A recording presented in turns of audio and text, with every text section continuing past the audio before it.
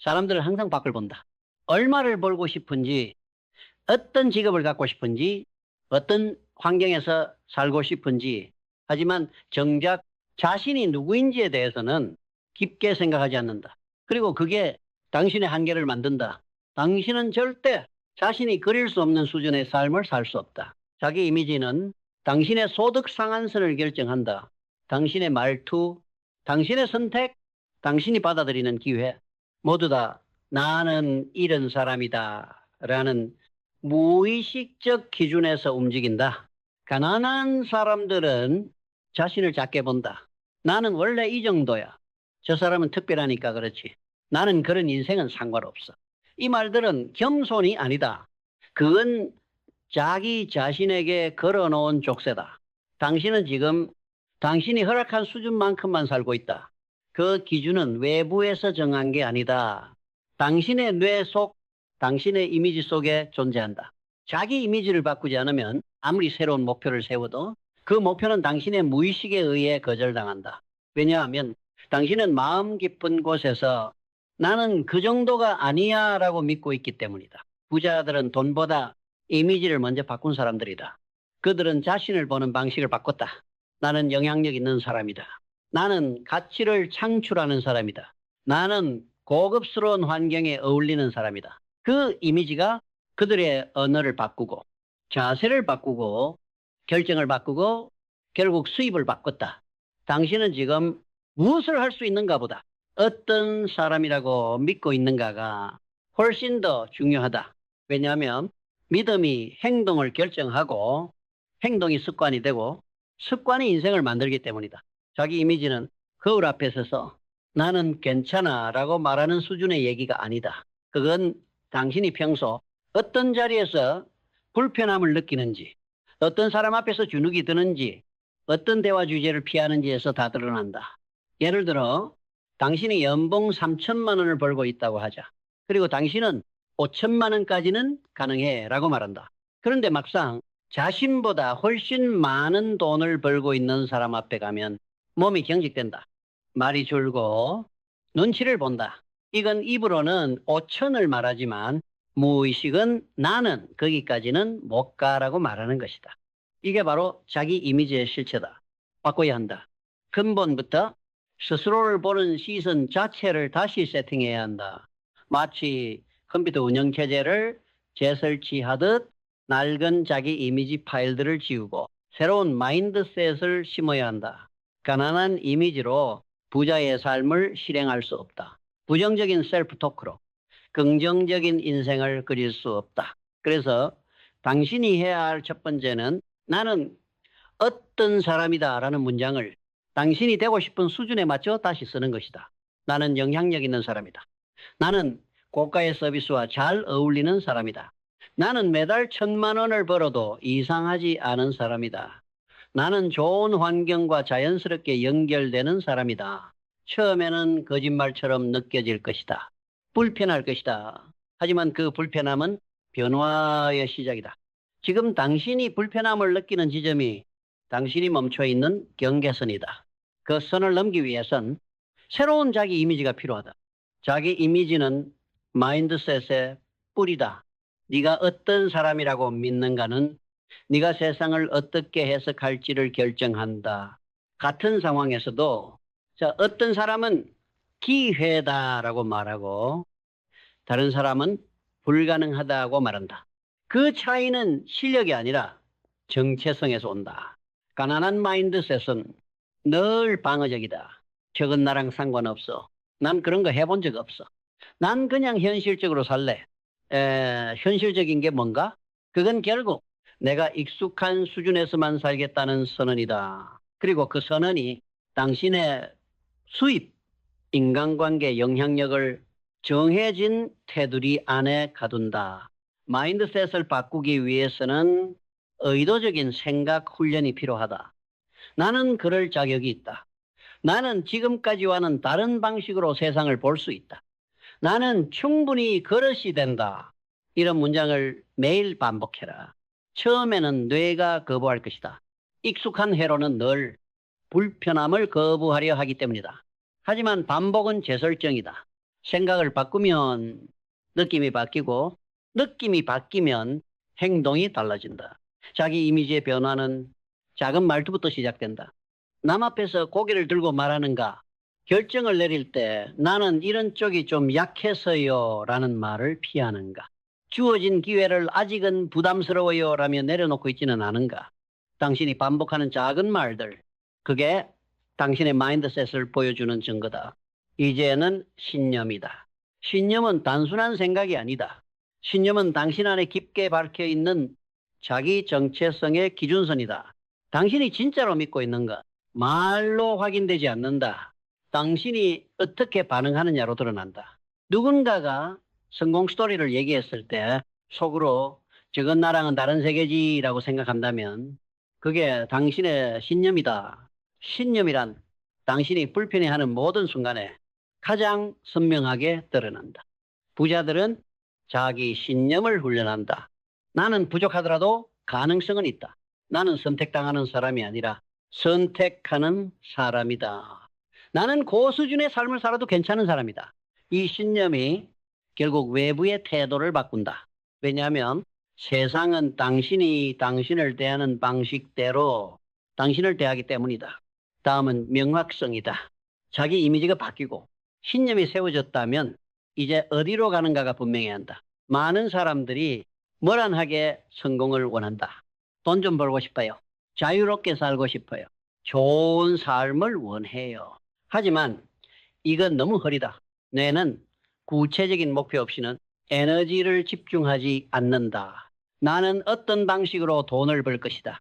나는 어떤 사람들과 일할 것이다. 나는 어떤 환경에서 살아갈 것이다. 이게 있어야 자기 이미지도 그것에 맞춰 진화한다. 자기 이미지가 바뀌면 목표도 달라져야 한다. 그동안 불가능해 보였던 것들, 이제는 도전 가능한 것으로 보이기 시작한다. 명확한 비전이 없다면 그 어떤 자기 이미지도 현실을 바꾸지 못한다. 왜냐하면 방향이 없기 때문이다. 그래서 다음은 비전이다. 비전은 당신의 삶 전체를 꿰뚫는 이유다. 왜 이걸 해야 하는가? 왜 지금 이 방향이어야 하는가? 왜 포기하지 않아야 하는가? 비전이 약한 사람은 작은 실패에 무너진다. 비전이 강한 사람은 큰 고난도 통과한다. 왜냐하면 그들은 안다. 이 길의 끝에 내가 되고 싶은 존재가 기다리고 있다는 걸. 당신의 비전은 단지 물질적인 목표 그 이상이어야 한다. 나는 어떤 사람으로 기억되고 싶은가? 나는 어떤 가치를 세상에 남기고 싶은가? 이 질문이 당신의 이미지 수준을 결정한다. 작은 비전은 작은 이미지를 낳고 큰 비전은 큰 정체성을 만든다. 그리고 그 정체성이 결국 현실에서 나타나는 소득을 바꾼다. 이제 삶의 목적이다. 목적이란 모든 결정의 기준이자 모든 선택의 이유다. 당신의 목적은 무엇인가? 단지 돈인가? 명성인가? 그건 약하다. 강한 목적은 남에게 줄 수 있는 가치에서 온다. 나는 사람들의 가능성을 일깨우는 사람이다. 나는 혼자였던 사람에게 방향을 주는 사람이다. 나는 고통을 이겨낸 사람으로서 다른 이의 멘토가 된다. 이런 목적은 당신의 이미지에 리더십을 부여한다. 그리고 마지막은 규율이다. 당신이 어떤 이미지를 갖고 있든 규율이 없으면 유지되지 않는다. 자기 이미지는 반짝이는 감정이 아니다. 그건 반복되는 행동, 지속되는 선택, 무너질 듯한 순간에도 유지되는 기준이다. 자기 이미지를 부자의 수준으로 끌어올렸다면 이제 그 이미지를 매일 행동으로 증명해야 한다. 행동력이 없는 자기 이미지는 공허하다. 아무리 멋진 문장을 반복하고 아무리 고급스러운 정체성을 상상해도 행동하지 않으면 아무것도 바뀌지 않는다. 행동이 없는 꿈은 망상이다. 당신이 진짜 자기 이미지를 바꾸고 싶다면, 당신이 부자답게 사고하고 있다면 이제는 움직여야 한다. 하루에 몇 번이나 당신의 이미지에 맞는 결정을 하고 있는가? 남들보다 일찍 일어나는가? 당신의 말투는 절제되어 있는가? 당신이 소비하는 콘텐츠는 수준이 있는가? 당신이 대화하는 사람들은 당신의 성장을 촉진시키는가? 이 모든 게 자기 이미지를 실제화하는 증거다. 그리고 행동은 말보다 더 큰 소리를 낸다. 스스로를 훈련하는 사람은 이미지를 유지하고, 유지는 곧 실력을 만들고, 실력은 결국 수입이 된다. 행동은 곧 통제력이다. 지금 이게 나에게 도움이 되는가? 지금 이 선택이 나의 이미지에 걸맞은가? 이 질문을 반복하면서 작은 행동 하나하나를 정제해 나갈 때 그 사람이 진짜 변화한다. 다음은 감사다. 자기 이미지가 성장을 지속하려면 그 바닥에는 감사가 있어야 한다. 왜냐하면 감사는 부족함이 아니라 충만함의 뇌를 세팅하는 힘이기 때문이다. 가난한 사람의 뇌는 늘 결핍에 집중한다. 아직 멀었어. 왜 나만 안 되지? 저 사람은 저렇게 잘 나가는데. 하지만 부자의 뇌는 다르게 말한다. 나는 지금 필요한 걸 배울 수 있는 자리에 있다. 나는 이미 전보다 성장한 상태다. 이 순간에도 나는 발전하고 있다. 이 감정이 자기 이미지를 지키게 만든다. 불안은 이미지를 깨뜨리지만 감사는 이미지를 고정시킨다. 그리고 감사는 당신의 주파수를 바꾼다. 당신의 언어가 바뀌고 태도가 바뀌고 당신을 대하는 세상의 방식이 달라진다. 이제 유연함이다. 자기 이미지를 바꾸려는 사람에게 가장 많이 찾아오는 함정은 고집이다. 나는 이제 이런 사람이니까 이 방식만이 맞아. 나는 변화 중이니까 다른 건 필요 없어. 이런 태도는 당신의 성장을 멈춘다. 유연함은 성장의 통로다. 이미지를 바꿔나가는 과정에서 때로는 틀릴 수도 있다. 때로는 돌아가야 할 수도 있다. 그럴 때 고집이 아니라 유연함이 너를 구한다. 실패했다고 해서 역시 난 안 돼라는 말은 이제 하지 마라.